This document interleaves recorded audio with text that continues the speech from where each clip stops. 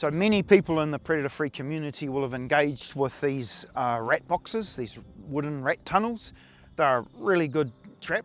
People use two different versions. The T-Rex Snappy Trap, it's very good for children and people with old sore hands. You can set it easily, and if you've caught something, it's real easy to get rid of what you've caught just by squeezing there. But the problem with these is that rodents like to be able to see right through these tunnels, and when you put one of these traps in one of these tunnels, that blocks their visual. I've done some tests with the standard Victor trap in a double set box like this, and 100% of my catches are on the side of the box that has the Victor in it, and the rats prefer not to go into the T-Rex side. These boxes are higher, so there is a little bit of opportunity for the rat to see through. The trap goes right at the back. So for these higher boxes, the T-Rex is an easier option for younger people and older people in particular.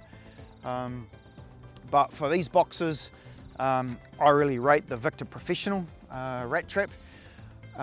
You'll notice that hole there is relatively small. For the big Norways I get coming out of my swamps, I've had to open them up slightly.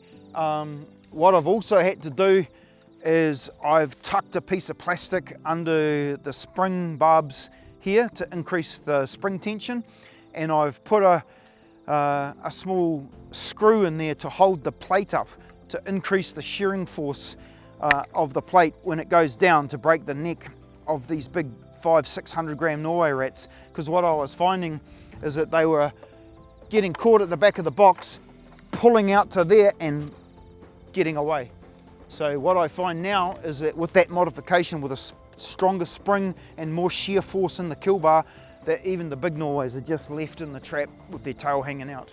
So little modifications based around observation and continuous improvement and attention to detail.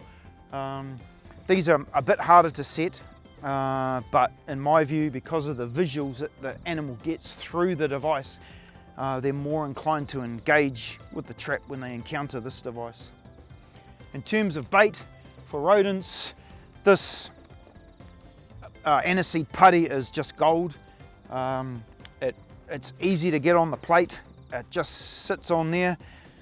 Always good to put a bit at the threshold and leave a bit on the fence posts or wherever you're trapping.